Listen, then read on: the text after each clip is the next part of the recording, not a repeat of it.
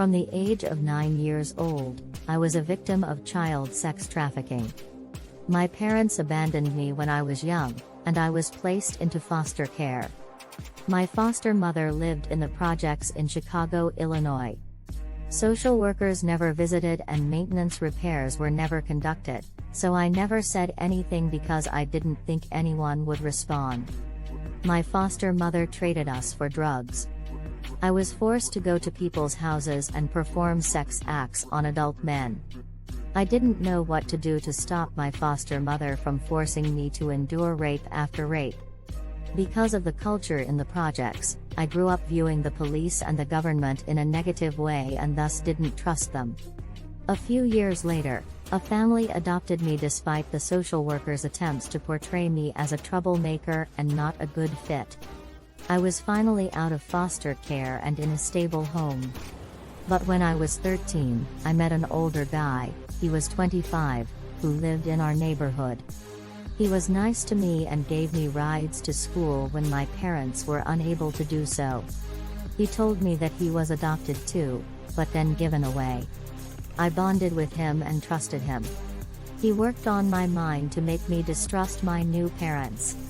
Unfortunately, none of what he said was true. One night, I got into an argument with my parents about staying out past 9 p.m. I thought they were being unreasonable and I called the guy from the neighborhood and told him about the argument. He came right over and picked me up.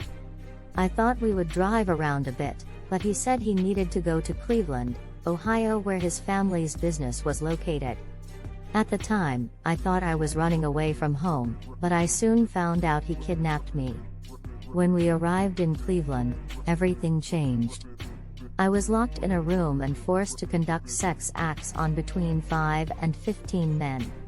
The guy that was so nice to me turned out to be a pimp, from a family of pimps.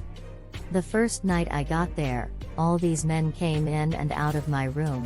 I realized later that the trafficker was seasoning me.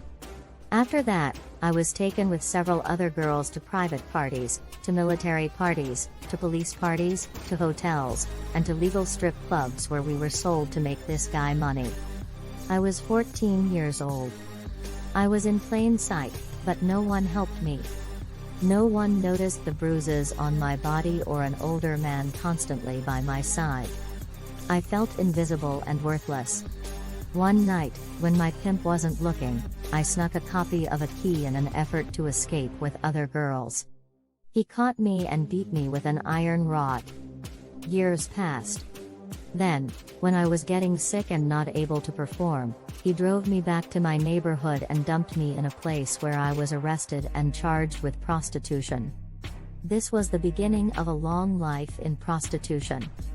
I went from one vicious pimp to another. I ended up in the D.C. area, where we were on Beauregard Street in Alexandria, Virginia, across from a DoD office building. Military service members and DoD civilian employees often bought me from one of my pimps, mainly on paydays when they were flush with cash. It is a longer story to tell how I finally healed, left the situation, and founded Courtney's House, the only African-American-run, survivor-run program that works with boys and girls who are trafficked. What happened to me is still happening today and we need your support to stop it. This is the story of Tina Frundt, a survivor of domestic minor sex trafficking. She now dedicates her life to helping women and children heal from domestic sex trafficking and commercial sexual exploitation.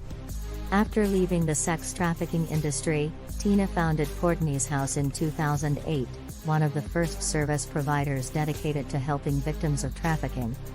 The organization provides services such as case management, housing, therapy, and education to survivors of trafficking. Tina also trains law enforcement and other nonprofit groups to provide resources and help to trafficking victims. She is a member of both the Washington, D.C.